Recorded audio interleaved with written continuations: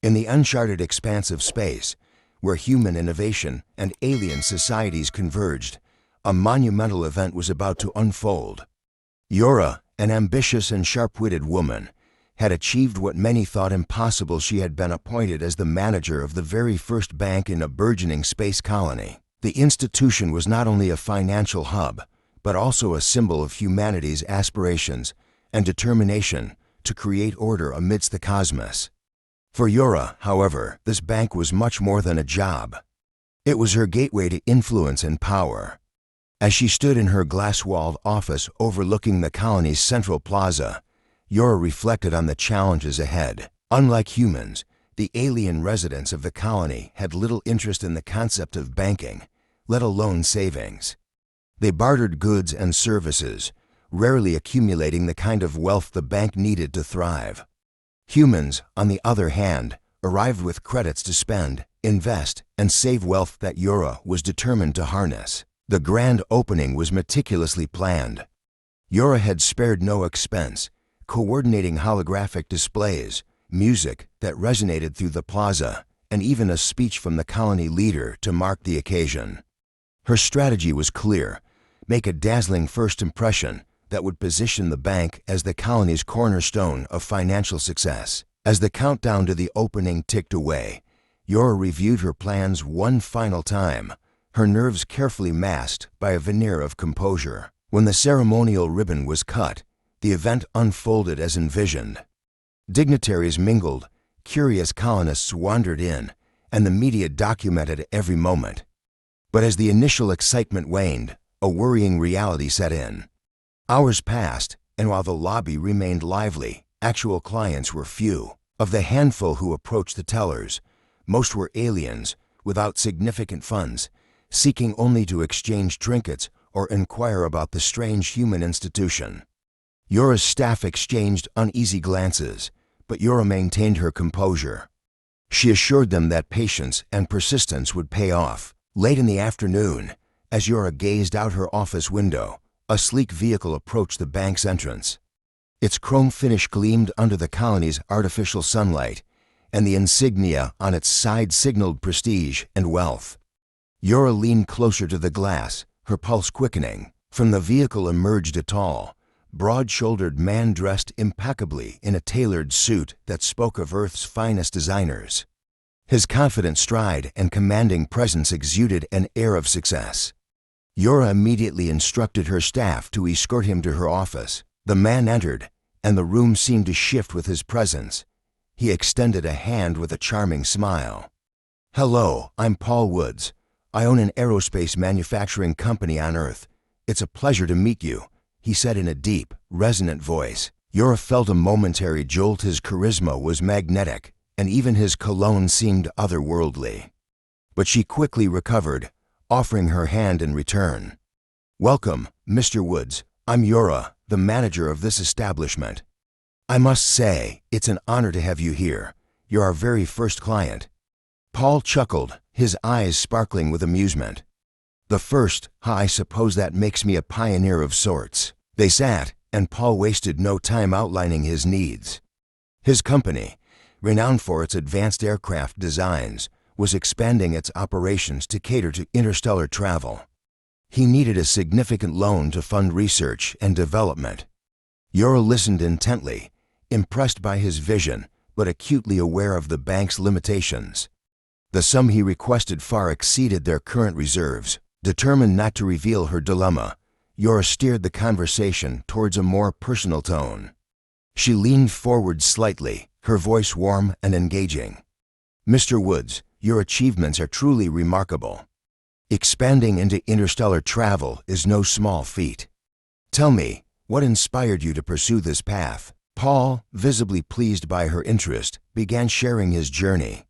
As he spoke, Yura found herself captivated not just by his ambition, but by his intelligence and poise. The two exchanged stories, and the formalities of their initial meeting gave way to a budding rapport. As the evening wore on, Yura suggested they move to the bank's VIP lounge, a space designed for elite clients.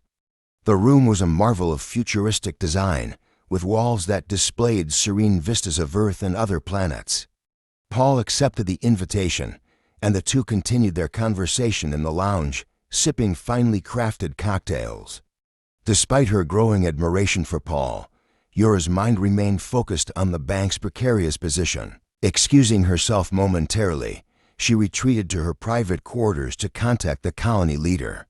She explained the situation, emphasizing the opportunity to secure Paul as a cornerstone client.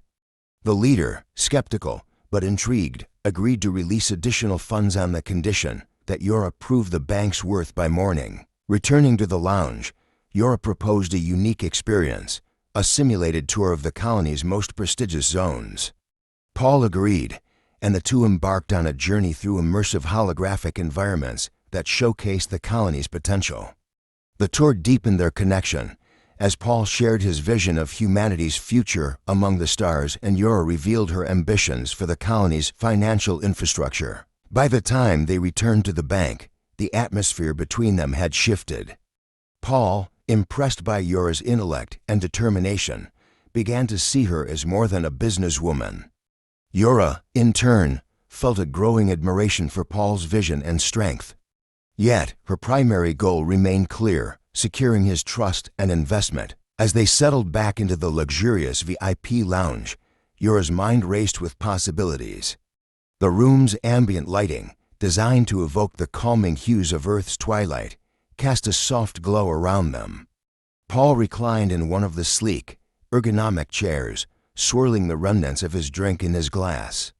He glanced at Yora, who was perched on the edge of a nearby chair, her posture a blend of confidence and poise. "You've done a remarkable job here, Yora," Paul said, breaking the silence. "This bank, this colony, it's clear you're shaping something extraordinary. But I can't help but wonder, what's next for you? Surely you have ambitions beyond this place." Yora tilted her head, her lips curving into a thoughtful smile. "Next, that's an interesting question, Paul. For now, my focus is on making this bank the cornerstone of the colony's economy. But yes." She hesitated, her gaze drifting momentarily to the window overlooking the bustling plaza below. "I do have larger goals. This colony is just the beginning. I want to see humans and aliens alike thriving under systems we've built, systems I've helped design." Paul nodded, intrigued, a visionary and a builder. "You remind me of myself when I first started my company. It's rare to meet someone who not only dreams, but takes action to make those dreams real." Yora leaned forward slightly, her voice softening. "And what about you, Paul? What drives a man like you to leave Earth, where you could undoubtedly enjoy a life of comfort and success, to venture into the unknown?" Paul chuckled, setting his glass down. "Comfort is overrated, Yora. I've always believed in pushing boundaries. Earth has its limits, but out here," he gestured toward the window, where the stars glittered against the black void. "Out here, the possibilities are endless. That's where the future is, and that's where I wanted to be." Their conversation deepened, moving seamlessly from professional aspirations to personal philosophies. Yora found herself sharing pieces of her life. She rarely revealed: her humble beginnings on a resource-scarce lunar outpost, her relentless drive to prove herself in a galaxy dominated by powerful figures, and her unyielding belief that she was destined for greatness. Paul listened intently, his admiration for Yora growing with every word. He admired her resolve, her intelligence, and the subtle vulnerability she allowed to show. For the first time in years, he felt a connection that went beyond mere business. As the night wore on, the ambience of the room seemed to draw them closer. Yora, sensing an opportunity to solidify their rapport, suggested a toast. She retrieved a rare bottle of Andromedan crystal wine, a gift she'd been saving for a special occasion. Pouring them each a glass, she raised hers with a playful smirk. "To ambition," she said, "may it always guide us to greater heights." Paul smiled, clinking his glass against hers. "To ambition, and to those bold enough to chase it." They sipped the vibrant, otherworldly liquid in companionable silence, the weight of unspoken possibilities lingering in the air. Paul set his glass down and leaned forward, his expression suddenly serious. "Yora, I'm going to be honest with you. I didn't expect to meet someone like you here. You're sharp, driven, and frankly, you're exactly the kind of person I want by my side." Yora's heart skipped a beat, but she maintained her composure.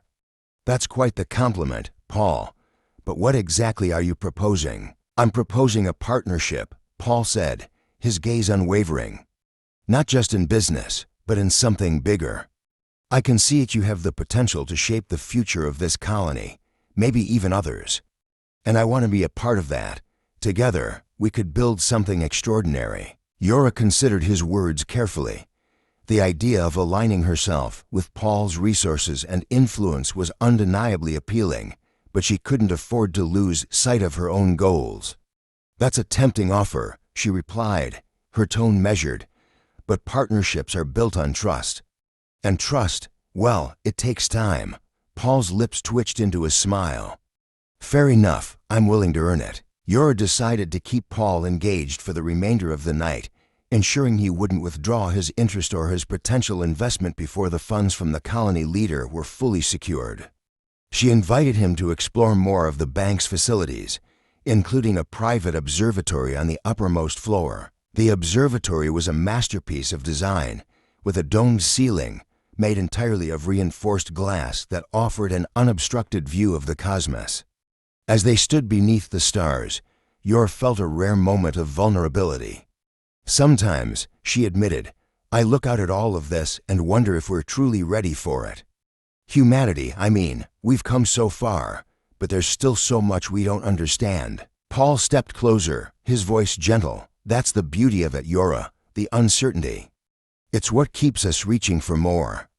Their eyes met, and for a moment, the weight of their ambitions seemed to fade, replaced by a shared sense of wonder. Yora felt a strange pull, as though the universe itself had conspired to bring them together. As the hours passed, their bond deepened. They talked, laughed, and shared stories under the starlight, each revealing parts of themselves they rarely shared with others. Yet, beneath the surface, Yora's mind remained sharp, constantly calculating her next move. When the first rays of simulated dawn began to brighten the horizon, Yora excused herself under the pretense of handling urgent business matters. In truth, she needed to confirm that the funds from the colony leader had arrived. In her office, she received the confirmation she'd been waiting for. The funds were in place, and the bank's reserves were now sufficient to meet Paul's needs. A wave of relief washed over her, but it was quickly replaced by determination. She returned to Paul, her confidence bolstered. "Paul," she said, her voice steady, "I have good news. The bank is now fully prepared to support your venture. Together, we can ensure your vision becomes a reality." Paul studied her for a moment, then extended his hand. "I believe in you, Yora. Let's make it happen." As their hands clasped, Yora felt a surge of triumph. This was more than a business deal. It was the first step in a partnership that had the potential to reshape not only their lives, but the future of the colony itself.